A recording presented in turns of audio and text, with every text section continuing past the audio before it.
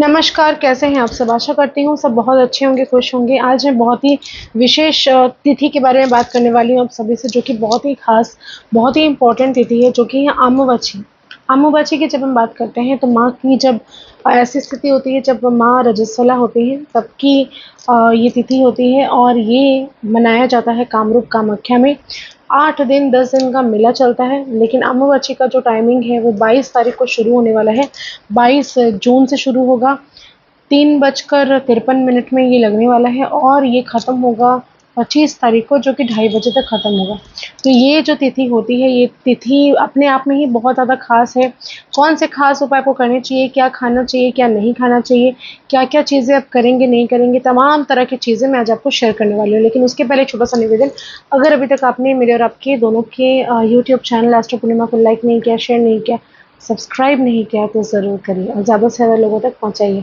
तो चलिए अब बात करते हैं कौन सा ऐसा विशेष काम करना चाहिए।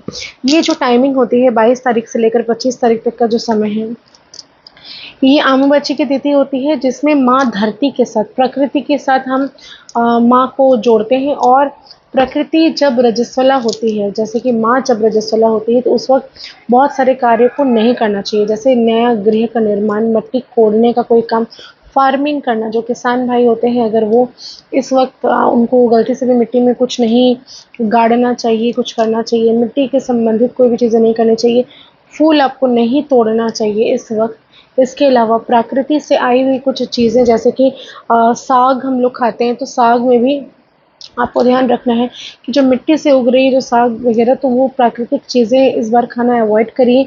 मांस मछली मदिरा का सेवन बिल्कुल ना करें। ये जो समय होता है, धरती अपनी चरम ऊर्जा पर होती है, तो वो जो ऊर्जा है उसको अगर आप लेना चाहते हैं लाइफ में, अगर आप चाहते हैं कि कुछ आगे कुछ आपको शक्ति चाहिए, कोई पावर चाहिए, कोई सिद्धि करना है आपको लाभ, तो ये जो टाइम होता है वो अपने आप में बहुत ज़्यादा खास होता है। इस समय में आपको बैठकर जितना हो सके नाम जप करना चाहिए। जो भी ध्यान आप करते हैं, देवी माँ का करते हैं, तो देवी माँ का मंत्र का जाप करिए। आप जिस भी इष्ट को मानते हैं उनके मंत्रों का जाप कर सकते हैं। ऐसा करने से आपके अंदर वो शक्तियाँ आना शुरू होती है, आपके मंत्र जो है वो सिद्ध होना शुरू होते हैं। अमावस्या के दौरान माँ की, भगवती की जो मूर्तियाँ हैं, उसमें लाल रंग के कपड़े से उसको ढक दिया जाता है मंदिरों वगैरह में, जहाँ पर तंत्र क्रियाएँ अधिकतर होती हैं। वैदिक मंत्रियों में मंदिरों में ऐसा कुछ खास नियम नहीं है, लेकिन आप अपने घर पर भी माँ को भोग ज़रूर चढ़ाएँ, अलग-अलग किस्म के भोग ज़रूर। सबसे प्रिय जो माँ को है वो है आम, तो अमावस्या में आम खुद भी सेवन करना है, माँ को भी भोग के रूप में आम को चढ़ाना चाहिए। ऐसा करने से आप प्रकृति से जोड़ते हैं, माँ को खुश करते हैं। ड्राई फ्रूट्स चढ़ाइए उनको, मेवा चढ़ाइए उनको, और आपको जो-जो लगे कि इस समय माँ को निवेदन करना है, आप वो सारी चीज़ें आराम से माँ को निवेदन करें और घर में सभी कोई प्रसाद रूप से ज़रूर पाएँ। इसके अलावा अमावस्या का जो समय होता है, ऐसे खास विशेष उपाय जो मैं बताने वाली हूँ, उसे अगर आप करते हैं, तो घर से नकारात्मक ऊर्जा बाहर जाती है, घर में दरिद्रता नहीं प्रवेश करती, घर से बीमारियाँ दूर जाती हैं, रोग दूर जाते हैं, कलेश नहीं होता।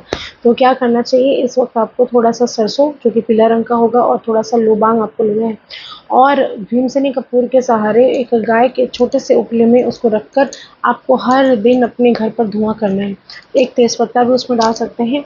ऐसा करने से घर में नकारात्मकता नहीं आती, घर पर किसी भी तरह की समस्याएँ नहीं आती, कलेश दूर होते हैं, रिश्ते स्ट्रॉन्ग होते हैं और घर से दूर दुःख, दरिद्रता सब कुछ बाहर चला जाता है।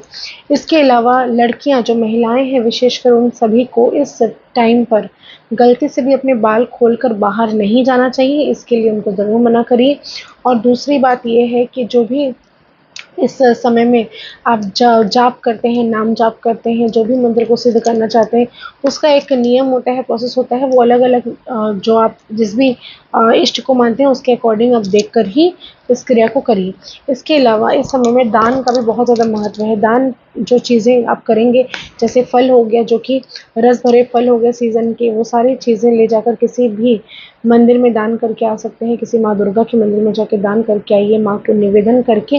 पंडित जी आपको खुद से दे तो बहुत अच्छी बात है, नहीं तो उनको ही रहने दीजिए, वो खुद ही सेवन करे वो, या किसी को बाँट दें। कोई दिक्कत नहीं है। इस समय माँ जब रजस्वला होती है तो कामाख्या में दूर-दूर से योगी जितने भी अघोरी होते हैं, जितने भी तांत्रिक होते हैं, वो सारे जाते हैं शक्ति लाभ करने के लिए। इस वक़्त पूजा नहीं होता, लेकिन नाम जप होता है, हवन होता है, यज्ञ होता है। नीलांचल पर्वत में जो पाया जाने वाला कामाख्या सिंदूर, उसका एक अलग ही खेल होता है। तंत्र विद्या में माना जाता है कामाख्या सिंदूर कितनी शक्तिशाली सिंदूर है वो, कि आपको कोई भी कार्य हो उसमें सिद्धि लाभ आपको ज़रूर करा देता है। माँ रजस्वला जो होती हैं उनका वस्त्र जो होता है वो वस्त्र कामाख्या से ही मिलता है वो हमें। माँ का जो वस्त्र है वो जब इसके बाद जब मंदिर के पट खुलते हैं, जैसे 25 तारीख को वो ख़त्म होगा, मंदिर के पट खुलेंगे तो माँ को नहलाया धुलाया जाता है, उनको अच्छे से वस्त्र पहनाया जाता है और जो उनके वहाँ पे वस्त्र रखे रहते हैं वो वस्त्र बहुत ही कारगर होते हैं कई तरह के कार्य सफलता में लाभ लेने के लिए। इसके अलावा कहा जाता है कि वहाँ पर एक कुंड है, कहा जाता है क्या वो सचमुच है, मैं खुद भी गई हूँ और सच में है कि वो जो कुंड है वो पूरा का पूरा लाल हो जाता है इस समय में। ऐसा क्यों होता है? क्योंकि माँ रजस्वला होती है, ये खुद ही अपने आप में प्रकृति की एक ऐसी चीज़ है जिसे कोई डिनाई नहीं कर सकता। साइंटिस्ट ने कई सारे खोज लगाए लेकिन इसका कोई भी रिजल्ट नहीं निकला। नीलांचल पर्वत में स्थित माँ कामाख्या में माँ सती की योनि गिरी है, तो जिसकी पूजा पाठ की जाती है नियम अनुसार। उसको जिस तरीके से लोग जाते हैं वहाँ पे कई सारी बलियाँ भी, वहाँ पे बलि प्रथा जो है वो चलती है। हर जगह की बात नहीं करूँगी लेकिन कामाख्या में बलि होता है और माँ हर दिन माँ को बलि दिया जाता है, माँ के समक्ष बलि की चीज़ें दी जाती हैं। तो कई सारी चीज़ें ऐसी होती हैं। मुझे पता है आप में से कई सारे लोग कहेंगे कि ये सही नहीं है, गलत नहीं है। देखिए शास्त्रों में कुछ चीज़ें हैं जो काली संहिता में लिखित है कि माँ बलि प्रिया है, माँ को बलि प्रिया कहा गया है। तो बलि ऐसा नहीं कि जानवरों का ही बलि, लेकिन हाँ आप अगर चाहें तो नारियल की बलि, कोहड़ा की बलि होती है। तो अब ये अलग-अलग सबके विचार हैं, तो इसमें ना ही पड़ना ज़्यादा है। तो आप अपनी सेफ्टी के लिए क्या करेंगे, अपने घर पर गंगा जल का छिड़काव हर रोज़ करेंगे, अपने घर पर लोबांग सरसों का धुआँ हर रोज़ देंगे, अपने घर पर चारों तरफ प्रोटेक्शन के लिए सिंदूर से स्वस्तिक ज़रूर बनाइएगा, लेकिन याद रखिए सिंदूर कामाख्या सिंदूर होगा तो वो ज़्यादा काम करेगा। इस दौरान आप जप तप करेंगे, खाना आहार जितना कम ले सकेंगे लेंगे, मांस मदिरा का सेवन नहीं करेंगे, पत्तेदार सब्जियों का सेवन नहीं करेंगे और अपने लाइफ में खुशनुमा रहने के लिए माता-पिता की पूजा, अपने माता-पिता की पूजा ज़रूर करेंगे। आशा करती हूँ मेरे वीडियोज़ पसंद आ रहे होंगे। ज़्यादा से ज़्यादा लाइक करिए, शेयर करिए, कमेंट में हर हर महादेव ज़रूर लिखिए। धन्यवाद।